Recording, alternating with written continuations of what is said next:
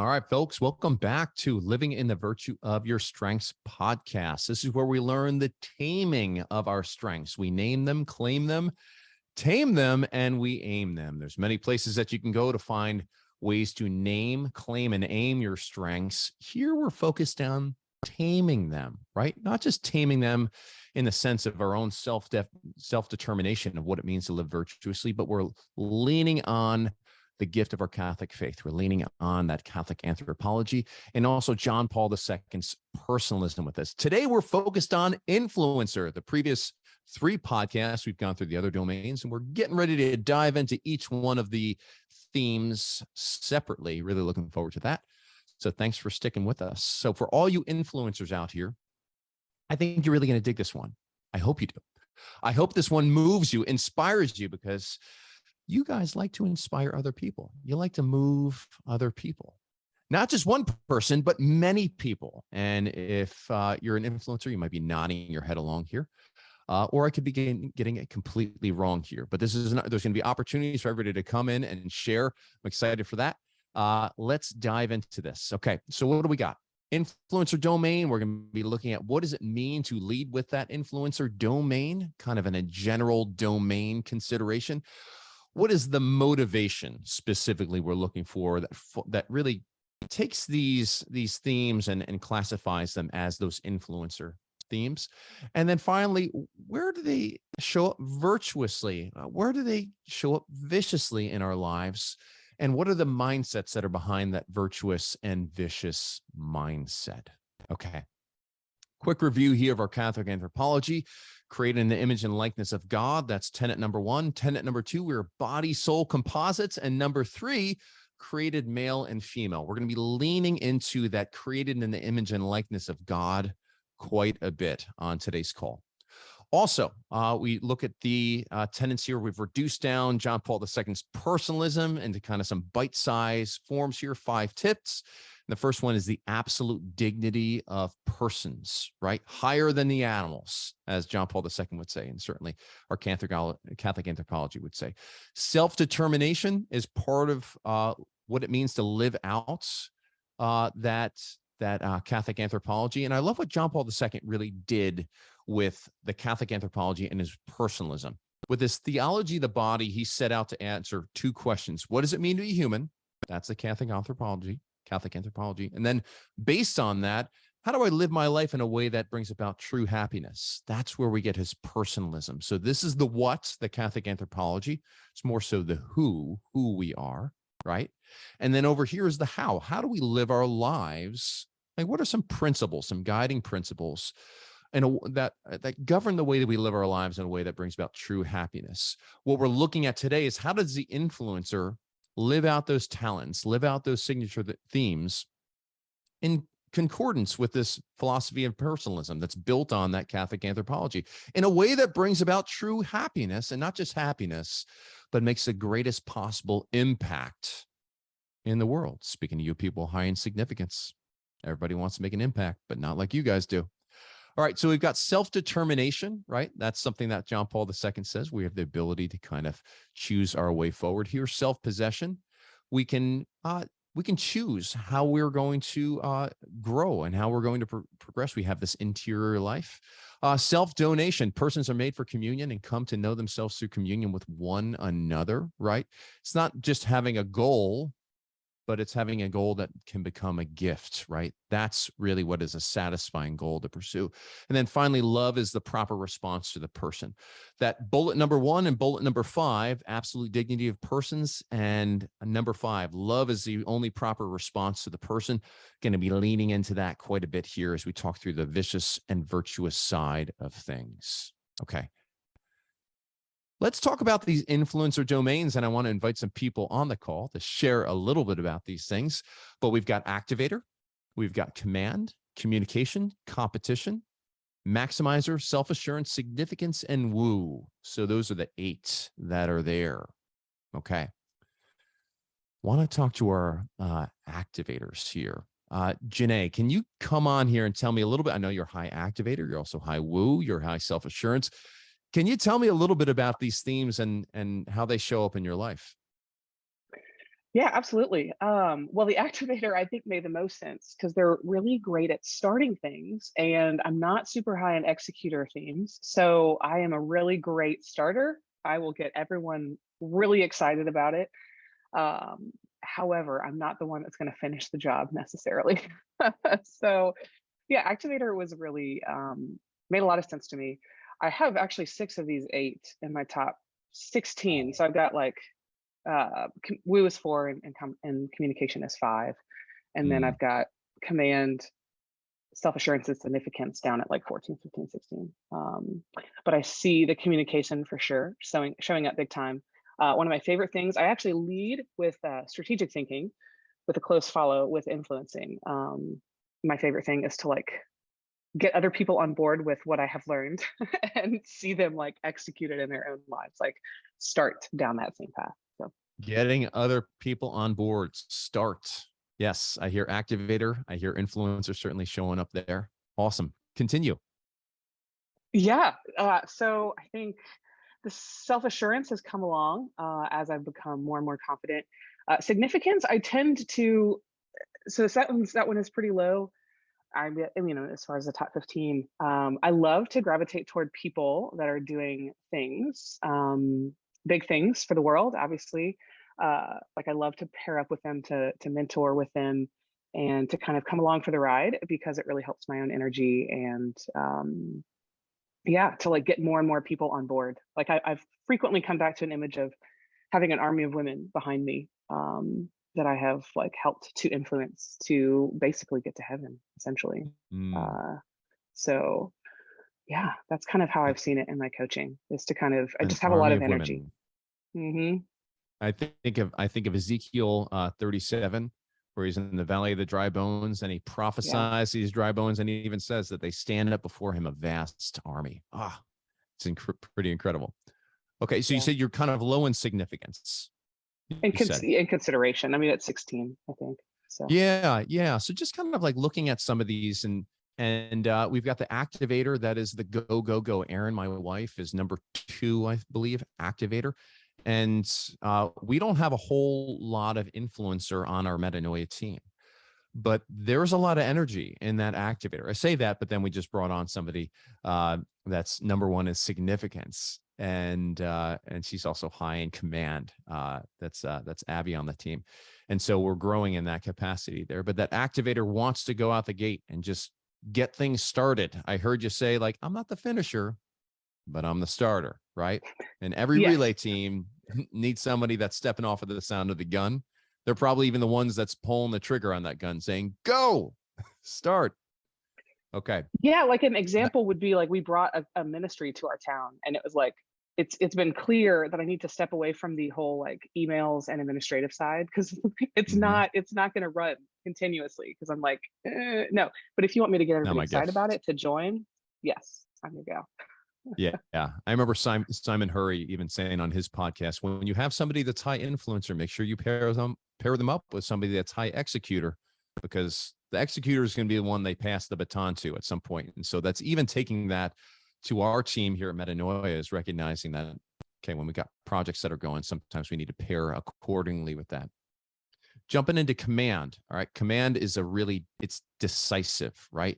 Command shows up to a place, to a room full of people that are like, which way do we go? And the command says, this way, right?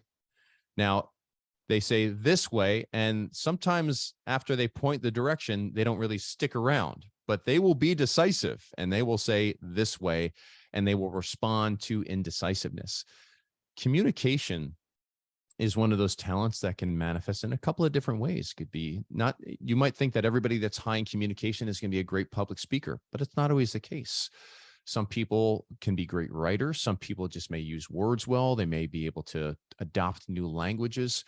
But the communicator desires to move somebody else with their words, not just a new thought, right? Which could be like that teacher, that learner, some of those strategic thinking themes that wants to help to influence somebody's thoughts, help bring them to a place of understanding. The communicator wants to move them. They're great storytellers. And so when I hear communicator, I think storytellers. And there's many different ways that you can tell stories, music, movies, written word, spoken word. Competition. Some people might look at competition and be like, yeah, I don't really like competitiveness. But let me tell you what competition is great at. Competition is great at driving innovation. They have this desire to not just crush the other competition. That could be possibly a vicious way of showing up, but there's a virtuous side to that coin that wants to constantly be improving and getting better, and even beat their own records that they hold for themselves or surpass their own standards, but constantly be improving and driving other people to desire that constant improvement, that constant advancement. Maximizer. Maximizers are the people that say, if you're squeezing a lemon, they say, we're going to squeeze every little bit of juice that we can possibly get out of this lemon, right? And if I think there's more juice to be squeezed out of that lemon, I am going to invent a contraption that is going to squeeze the juice all the harder out of this lemon. We're going to get every last drop of it, right? Maximizer and developer might say, hey, I want to get all the juice out of this lemon, but I also want to grow bigger lemons. It's kind of the fun little interplay I like to see there. So grow bigger lemons. Developer, right? Always help people to improve. Maximizer, we're going to work with what we got, squeeze it down to the very last drop. All right. Self-assurance is the Forrest Gump running down the road across America and suddenly turns around and finds people running behind him. Not because he has this great purpose in mind, right? I just felt like running is what he says.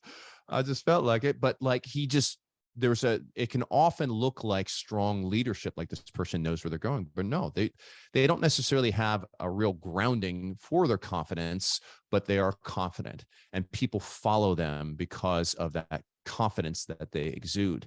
Significance desires to be recognized as doing something significant, doing something that has meaning. And again, this can seem kind of like, oh, I just want to be seen. I want to be famous. I want to be acknowledged. Certainly there can be part of that, but rather what I see significance showing up is I want to be part of something important. I want to do something meaningful. I want to really understand if there's anything that I'm doing, I want to be tied to something that is meaningful, something that is significant. Okay. And then finally, woo. Woo, I just look as the pollinators, right? The bees that just go from flower to flower, the people that show up at the party and they just want to make sure that everybody's good. It's a very hospitable theme that is just making sure that everybody's good. They can talk to a lot of people at the party. If they go to the party, they're talking to everybody at some point. Not necessarily going deep, and often people can think that they're being shallow, but it's not the case. They are there to kind of take delight in all of these people, but they don't necessarily want to go down as deep as the relators may want to there. And so what is driving here? What do we think is really driving the motivation behind the influencers? What do you guys think? If we consider this, Jane, do you have any thoughts on this?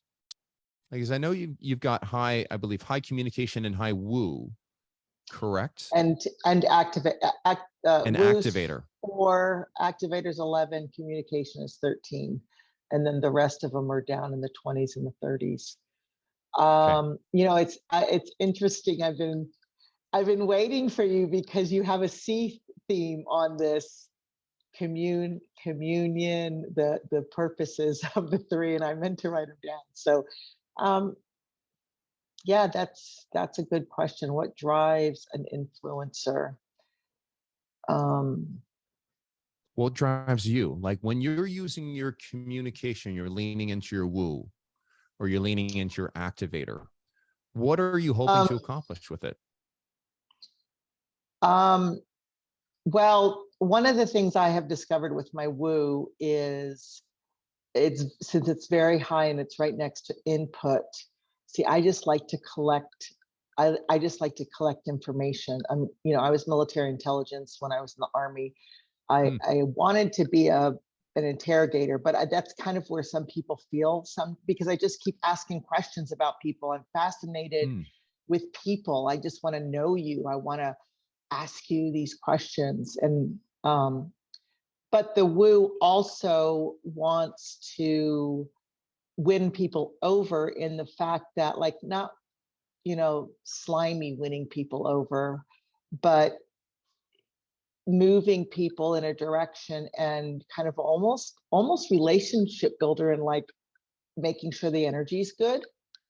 Mm-hmm. I don't know how to say that. Making sure the enemies, making sure the enemy is good. When you say slimy, energy. not in a slimy way. Energy, yes. Yeah, when energy. you say not in a slimy way, what do you mean?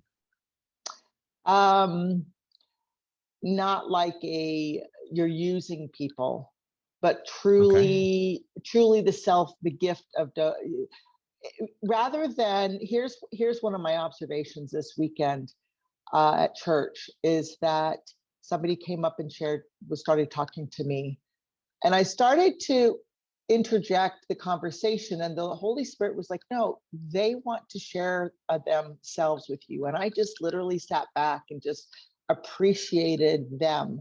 I just really started taking notice of their uniqueness, their unrepeatable, their joy, their light. And then I walked away, and somebody else came up to me, and that's kind of where my woo is starting to turn, is people are coming to me rather than me going to them. But I think it's also part of my state in life. I'm the wise old woman of the village. So just people know, like that's my call sign. And so people come. Yeah, I'm curious, Jane, was there opportunities to share your wisdom as the wise old woman in the village when those people you created that space for them to share? Well, part of it was, and part of it, and like this one particular person, like literally the Holy Spirit's like, shut up and listen. I'm like, oh, okay, Lord, sorry. Okay, I'm here to observe. But the winning over was that I recognized that I was a safe person for her to be able to share. And that's where many people, you mentioned the bee, right? That's when my husband would always say is the social butterfly when we first got married.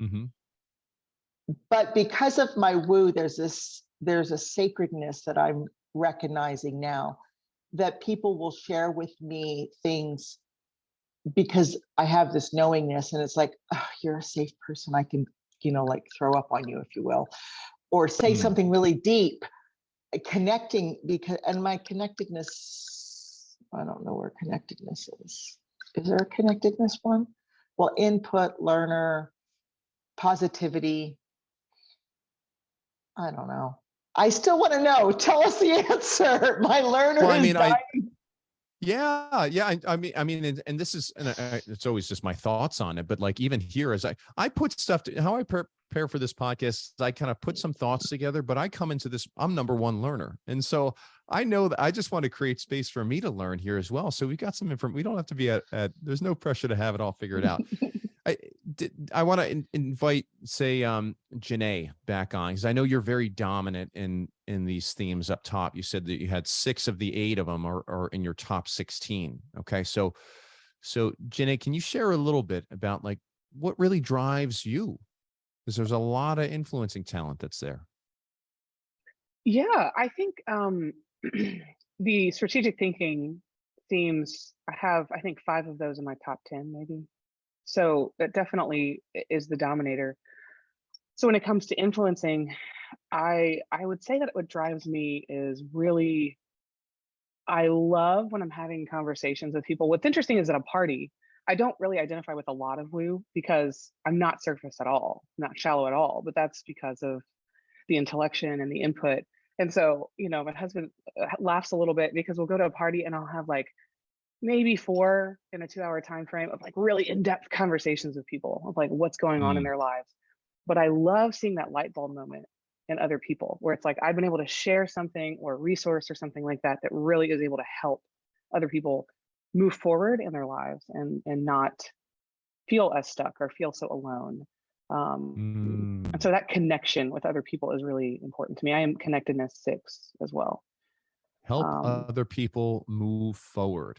I mean, just I hear, just hone in on some of the language that Janae, I know you've been, studying strengths for a while here and using your language probably very intentionally, but just I think that light bulb moment. Tell me what that experience is like when you see that light bulb moment in another person.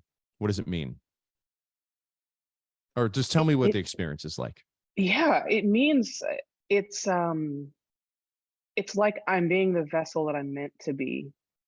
It's like I'm able to really give of myself and give of my talents, or the fact that I, read nonstop. I'm, always taking in information. Now there are seasons when I don't as much, for sure. But yeah, it feels amazing. It feels like a consolation almost when it's really, it's like I know that I'm being a light for the Lord in the world, and really like helping. Those are the moments that mean the most to me, when I'm able to help someone understand, share some of my own experience in a story, like you're saying, telling a story like this is what happened to me. And but then also being able to listen, understanding that communication and overuse, we'll get to that later, in vices, has been a definite stumbling block in the past. But that's what it's really like for me when I'm able to see that light bulb moment in somebody else. It's like seeing God's presence on earth, really. Wow. Like all the language that you're using there is like language. I've been doing a lot of studying into personal vocation. All right.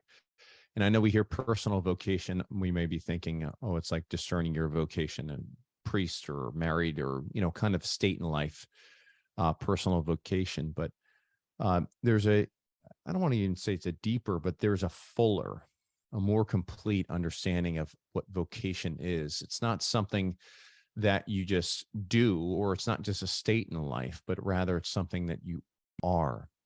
And I think of John Paul II would always say, become who you are. Really what that is a call to, it's a call to personal vocation. So some of the language that you're using here, and I would invite people to be very attentive to where this language shows up in their lives, in your lives. When you say things like, I felt complete. I felt like I was doing what I was meant to do. I felt like I could just rest. It was a deep consolation. Those are things really worth capturing, because when we're in that place of just rest, another way of saying it is like, I am right where I need to be. I am just being right here, and there's not a desire to move. And so we talk about motivations. That's what we mean. It's that place where you can just rest and become who you are. Right. Okay. So here's my thought, Janae. Thanks so much for that. That was amazing. Here's kind of what I was arrived at with this. When I look at all the different themes in the influencer, is what I come up with. Rest in moving others. Now, it's like, what do I mean? Like pushing somebody? Are we rest? Metaphorically speaking, yes. Okay.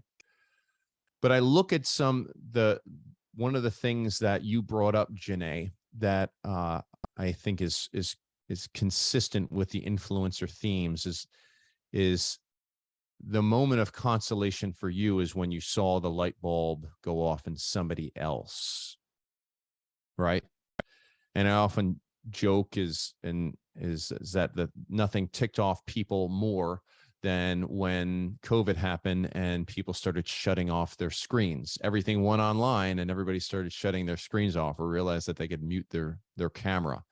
Why? Because you lost that mechanism of feedback of the other person. And so that influencer who desires to see that feedback in the other person lost it. The camera's off at that point. And it could be something that's very frustrating. I don't know if any of the influencers, again, my top is 14, and my driver is really my strategic thinking, which desires more to rest in conceptualization and understanding, right? And what people do with it, whether it moves them or not, it's not as I hope it moves them to do something great, but I don't really care as much as, say, an influencer would. What was that experience like for you? How's this landing? Rest in moving others. See some slow nods. Jane, what do you got?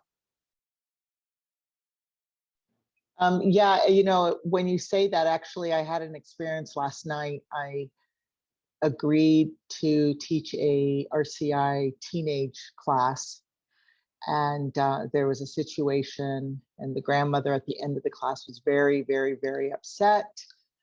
And my co-teacher was taking the upsetness, but through the conversation, I was, again, later I was like, oh, that was my woo totally on, because I was able to win her over. I was able to listen to her, acknowledge that, yes, you have absolutely every right. It was chaotic. It was, blah, blah, blah. And then I was able to ask her, okay, well, how are we going to make this better next week so that your granddaughter will feel welcome? Let's think of a plan. Okay, there was my achiever, right? Like, okay, let's do the checklist. But then as she left, she said, I'm going to speak to Father and tell him that I'm very happy that you two are going to be the teachers for my granddaughter. So that was resting in that, moving towards others. And it was interesting because my co-teacher, as we were driving back, she was still back at, this should never have happened. I go, whoa, whoa, whoa, whoa, stop the train. As she was leaving, we got her to move where she needed to be, and she's going to come back. We won.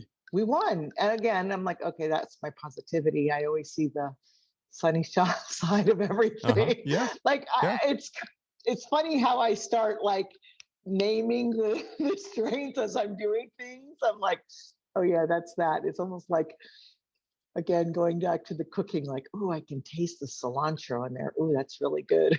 Anyway, but yes, I can totally understand that. I totally agree with this. Rest in moving others.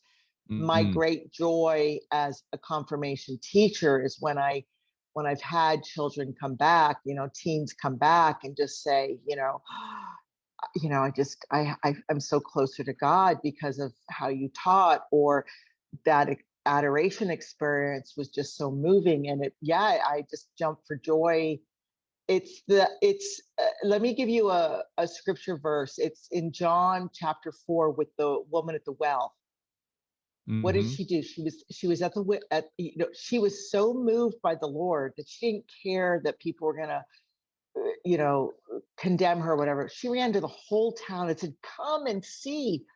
But then after 2 days of spending time, they went to her and said, now we believe that he's the Messiah, not because of what you said, but because of what we experience. Beautiful. That is the joy that influencers, like, I didn't do anything. I just provided the experience, and you got to, like Janae said, the light turned on.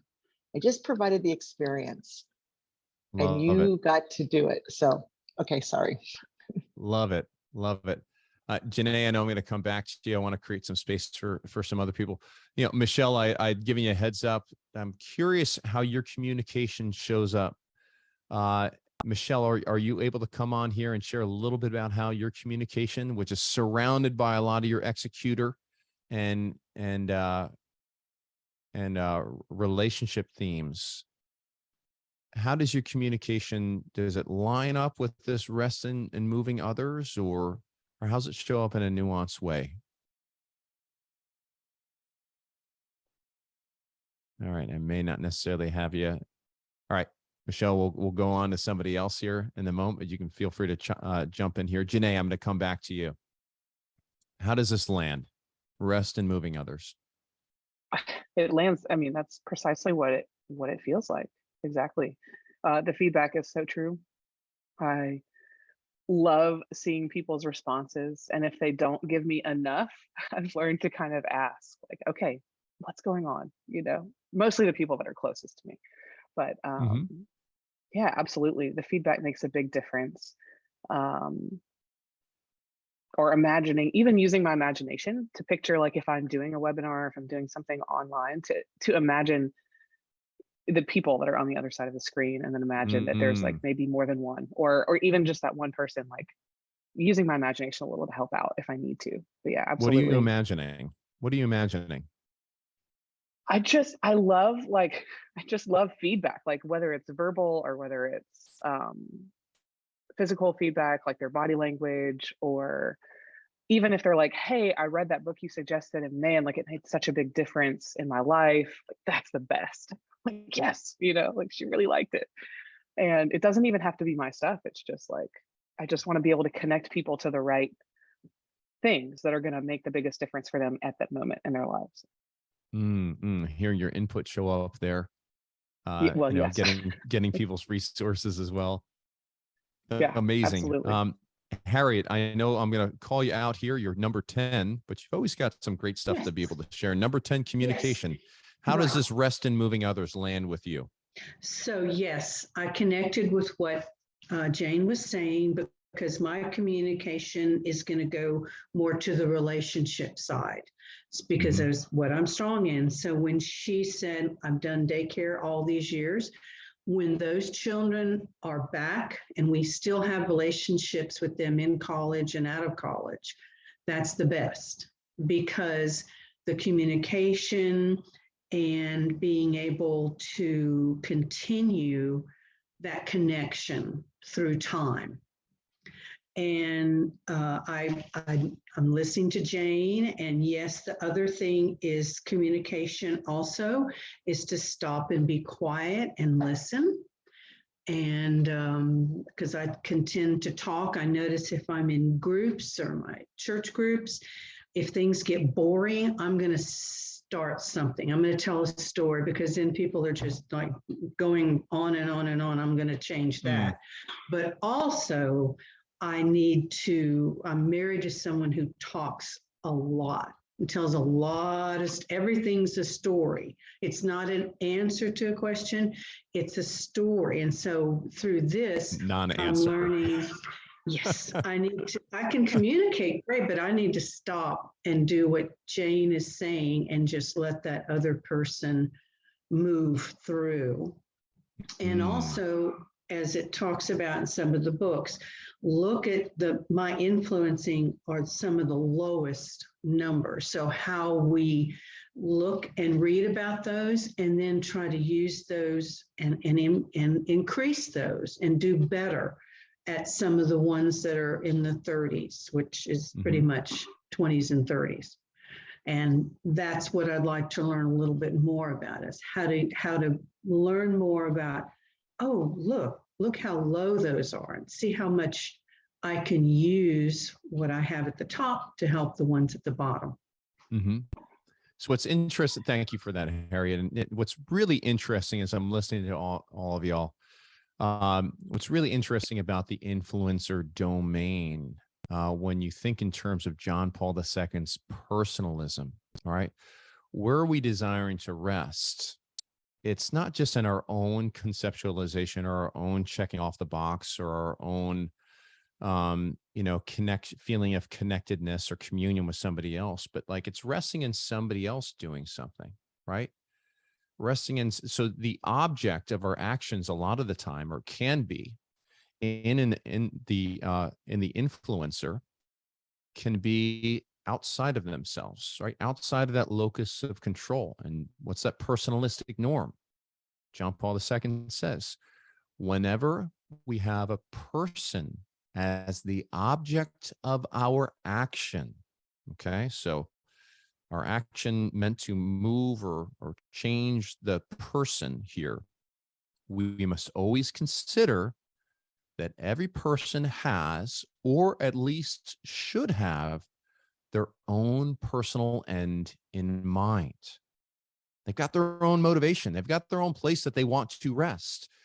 One of the beautiful things that I've heard here, Harriet, you brought it up, Jane, you brought it up, Janae, you brought it up, is the way that you've learned to create space, almost kind of like pause your influencer or use your influencer, adapt it to create space for the other person to share that personal end.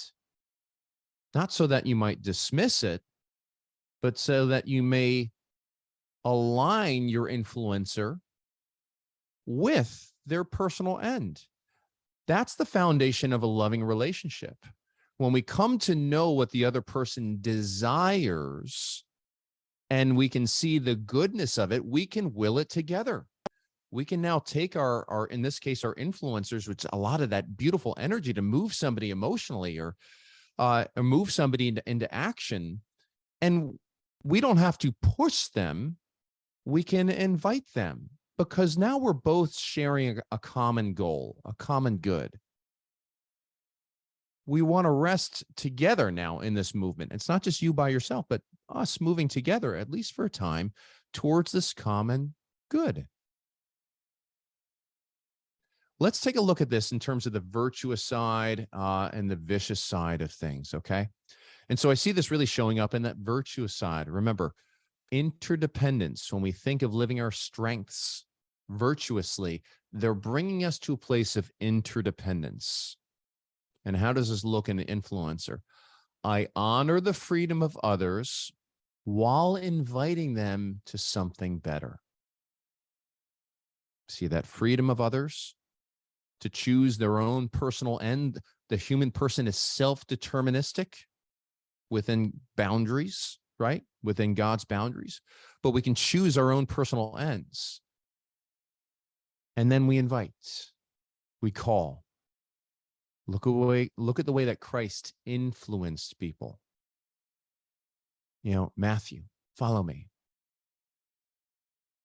It's always this invitation to come along. But then there was freedom for people to, you know, hey, rich young man, sell everything you have, everything you own, and then come follow me. And he honored the freedom for him to walk away sad. He didn't go after him at that point and be like, no. I'm obviously doing something wrong here. If you haven't agreed with me, then no, no, he didn't go vicious. He stayed in that virtuous side. Okay. Let's take a look at the vicious side of things, and then we'll open the floor up to kind of some own personal experiences. How can this show up viciously in a way that leads to independence? All right. I push other people without consideration of their freedom or desires. Person's just cracking the whip that's saying, move, move, move, move, move. I have no consideration of their desires. There's no coming alongside. It's just me moving you. It's an independence. I'm not inviting the other person into a relationship. I'm not learning what their personal ends are. I'm just saying, this is what your personal end should be. Go, go, go. Okay. How might it lead to dependence? All right. I need other people to respond to my influence in order to feel good about myself. So I need to have those people that it's not really about them and their personal end in mind. It's really about my personal end, my good feeling, my being able to rest in, I move somebody. I need to have that feedback from them. And I can't get it any other way. I'm dependent on this person to give me the attaboy, the attagirl. Okay, you can see how they absolve any sort of emotional responsibility at that point. They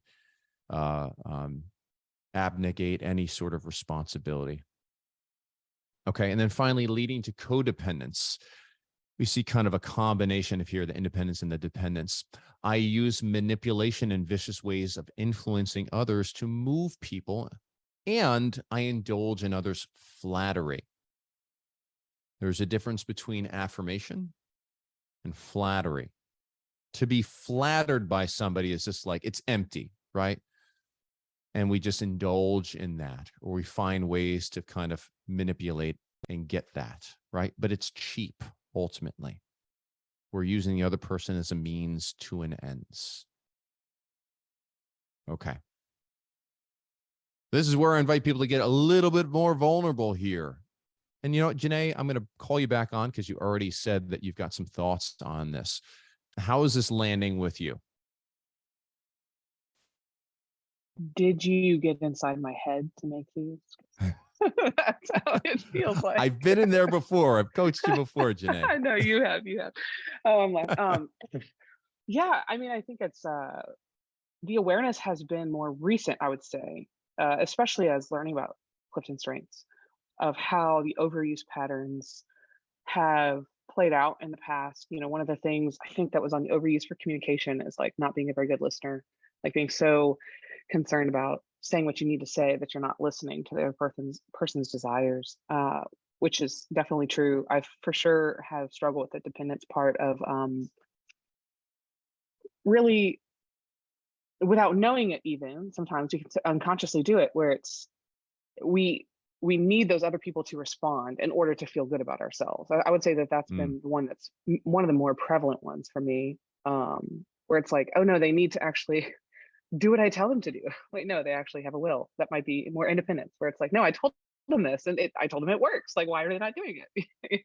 Like, I love to, yeah, offer advice sometimes or other things like that. And so, yeah, but then I might take it personally instead.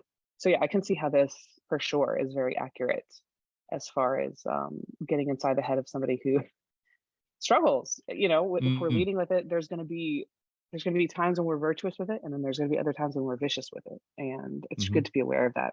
Yeah, the thoughts that are going around inside our heads.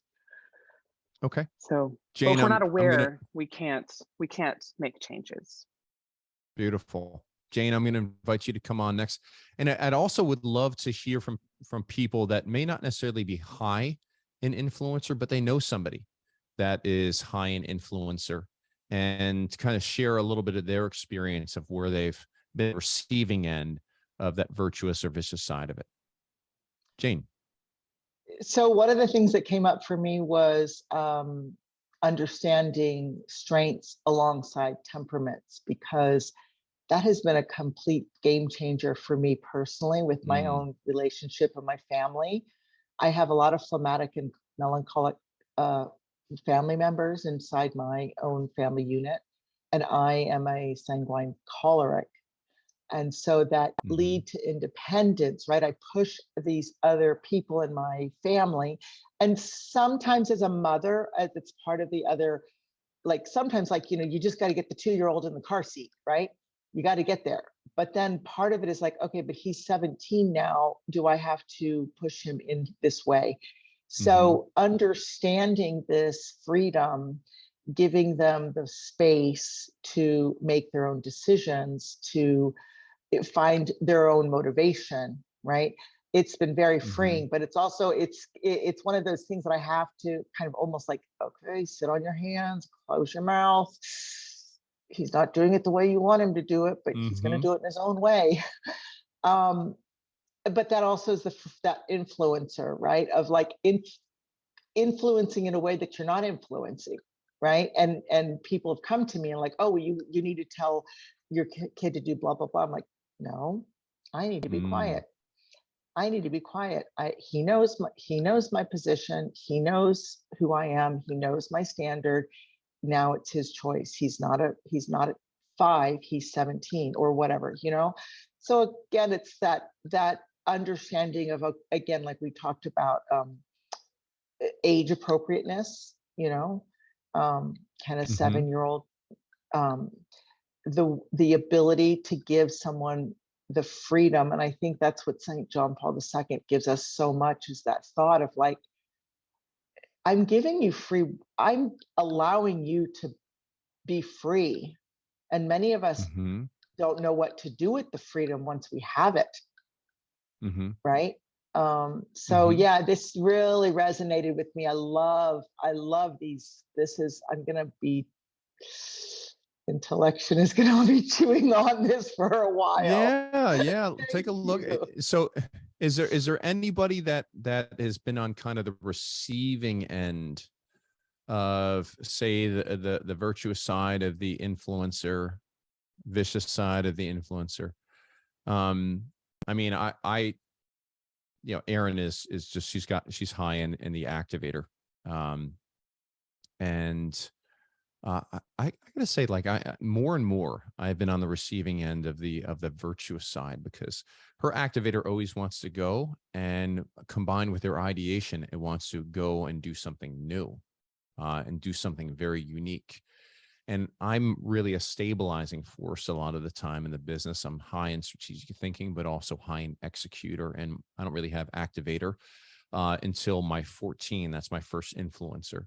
and most of my influencers are in my bottom area, right? And or my lesser themes. So that's been something for me where I've seen her creating a space for my for me to just be stable, right? And like prioritize stability at some points in the business, but at the same time, and then I've learned to create a space too for her activator and ideation to kind of bring us to the next step, so we don't just get stagnant or self-indulgent at that point. Anybody else before we kind of get into some thoughts? Go ahead, Harriet. Just real quick, the one thing I was thinking through this is that it's also good to protect yourself as you go through life with some of the people that may show some of these that are not virtuous. And don't spend your time, be friendly with those people, but put a space between you. Now, I'm not talking about family, that's not what I mean, but I mean, in life, there's friends you choose, and I've done that. I put space between people because there's only so much. And as you learn this, learning this is very helpful because you're not doing anything wrong. You are moving forward and letting them be, like John Paul II says, the people that they are. But that's a good thing to do for yourself. Yeah, it's I think it starts to give a language to be able to enter that conversation. And what you said, you can kind of be like, okay, this person is just being who they are. Okay. And we can use the temperaments the same way. And that's not an excuse to just use it as a label and rest in the vicious side of things. We can certainly help people to grow forward. But you said sometimes creating a little bit of that space. In fact, that is going to be the focus of our academy next month, is creating boundaries, both interior boundaries and then healthy exterior boundaries. Getting a lot of questions on that. So check that out in Metanoia Catholic Academy. We kind of move into just wrapping up some of the mindsets behind things. All right. So kind of considering the nuances of how these things might show up. So we want to rest in that place of virtue with our influencer, which is honoring the freedom of others while calling them to some place greater, right? And I can only invite, they get to choose. I like that. Okay. Or some nuance of that. I can only invite, they get to choose. Because ultimately we're moving away from, if they don't choose what I want, that's on me. And I need to then do something else to get them to choose the way that, no, it's like they get to choose, and their choice is more about them than it is about you at that point. Now, I like this too, because it honors that personalistic norm. Everybody's got their own personal ends in mind. So they get to choose what that is. They get to be self-deterministic. And we can really bring our influencer to really be a service to other people. And influencers can really move people emotionally. That's like a great thing. They can help people find that fuel that takes them forward. We can kind of mine, like you all have been talking about on this call, to really understand what is that thing that drives the people. Where do they want to rest? What's that personal end that they are seeking? And with that combined, then we can kind of continue to bring them forward.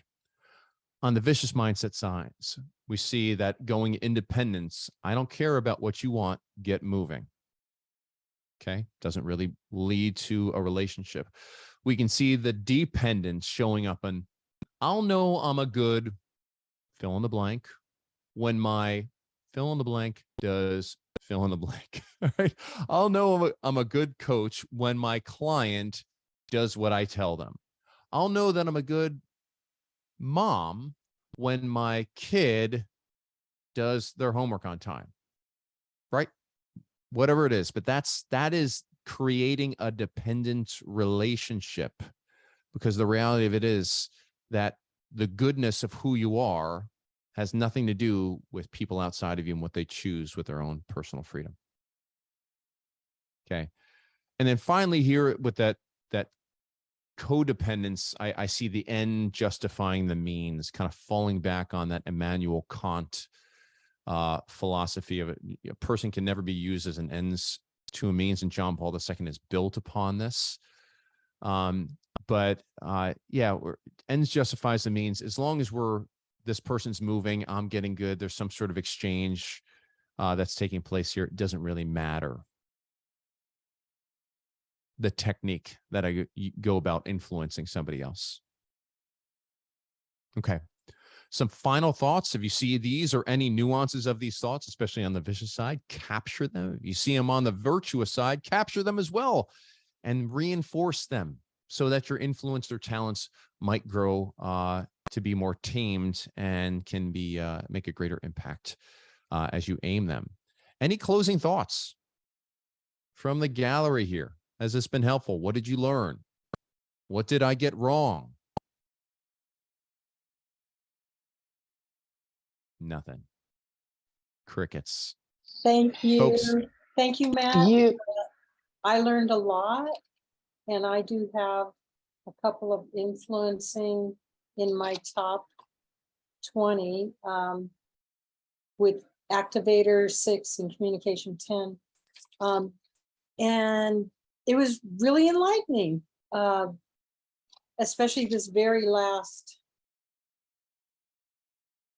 slide of how it's virtuous and how it's vicious. And and in relating to it in the circumstances of my life, I can see the work God's done in me, because he's really moved me over to using those strengths in a virtuous way, where the thought came to me how I can use my influencer.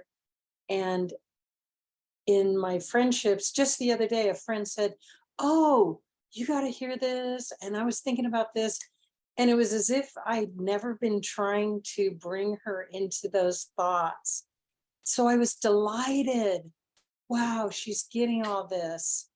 And I don't need to tell her, yeah, that's what I was trying to help you get to. Yeah. No, that's great. That's my closing thoughts. Wow. And so where in the past, Suzanne, did you feel inclined to be like, yeah, I've been telling you that for about time you open your ears. Okay. Yeah. And what's behind that? What is what's the thought behind that? The vicious behind that behavior. Yeah. Behind that behavior of I told you so. Needing, self-referencing, needing to find my value in that. Interesting. Wow. And such freedom at this point for you and the other person as well. Awesome. Suzanne, thanks so much. Melissa, I see your hand up. I'll be real quick. I really enjoyed this because even though I may not be technically high in influencing, I kind of am in wooing communication up there. Exactly. And the woo, I love the pollinator analogy because I'll bring this up another time, but my name means honeybee in Greek. So I was like, oh, that's so cool, because that's kind of what I am. I kind of go around and figure things out. And I was like, well, we did this little exercise in faith formation class to excavate our names, what God might be calling us to do, like Abraham, father of all nations. We went through all that, and the kids got a real kick out of doing that because they could resonate with their name. So I thought that was interesting that the woo was, pretty high up there in terms of some of my characteristics and what my actual name means too. So I thought that was interesting too. That's fascinating. Fascinating. I'm hearing just again, language of personal vocation, right? Seeking out that name. I have called you by name, right? Just think of how intimate that is. That scripture is, that there's a name that the Lord calls us by that is so personal that only we really have ears to hear it. And I think of the I think it's T.S. Eliot poem, The Naming of Cats. I read this one recently, or the three different names that the cat has, and one of those names is the ineffable, if ineffable name. It's just amazing the way that even the cat can't even speak to somebody else, but it knows that name. And that's that personal vocation that we're talking about. Jane, I see your hand up here as well. Real quickly, I just want to acknowledge these. You're just right on as far as the mindset. The last vicious mindset has held me for a number of years. Like, oh, I'm not a good, like you said, I'm not a good mom. I'm only a good mom if my kid does blah blah blah. And I have really learned to let go of that and just exactly what you said. All I can do is invite. They have their own free will. But it's taken 5 children to finally get it. My oldest will be 35 this month, and my youngest is 17. And probably when my 35-year-old was 17, I wasn't like that. But praise God, he continually just keeps teaching us this lesson. So anyway, I just want to thank you for that acknowledgement of seeing how I've influenced my own self, or how the Lord has influenced me to move myself forward in that part. And it is a very hard place, especially as a mom. I hear the moms so many times, they always say like the helicopter mom or whatever, like we place our value based on what our children do. Well, my son is the number one thing, and it's like, you really have nothing to do with that. That's them. So it's something to be worked on. So thank you for pointing it out, because that's, again, naming, claiming, and then taming, right? So we have to name it. We have to be aware of it first. So thank you. This was beautiful. Right on. Holy Spirit was totally filling your head. Thank you for your strategic thinking. You got it. And praise the Lord for all this. We'll I want to make sure that people come back here. Like this is a lot of fun.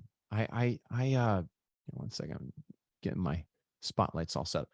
This stuff is just fascinating, right? And here an example of how we can take a secular tool, and that's rests on just strong social science data, over 27 million people having gone through this, and starting to just kind of glean through the insights and apply them to our lives. And there's something that starts to happen when we start to name, claim, tame these things, and then ultimately aim them. We start to really enter into a deeper understanding of what that personal vocation is. So, Melissa, you're talking about the name and then the significance of being able to know your name. Well, there is a name that you have that is deeper than Melissa, right? It's that ineffable name that the cat can't even utter, right? From T.S. Eliot.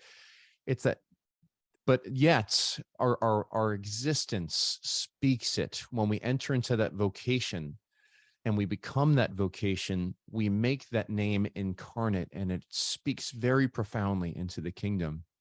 And it's our place of greatest satisfaction. It's our place of greatest impact. It's our place of greatest consolation and joy.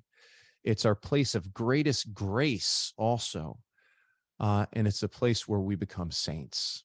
And so that's what's at stake here. Thanks for sticking around and enjoying this. We're going to be diving into our themes. And I haven't even picked the theme that we're going to go with next, but it will be in the email. So thank you very much for being with us. We're members here of our Metanoia Catholic Academy. If you want to learn how to join some of our strengths calls, where we actually help people when we have our podcast calls like this, but we also do some naming, claiming, taming, and aiming exercises in between our podcast calls, please join us in the Metanoia Catholic Academy. Great time getting to interact with people and really grow in an appreciation for all the different ways that God's grace is moving, not only in you, but in other members of the body of Christ. So stick around, and we'll see you next time. God bless.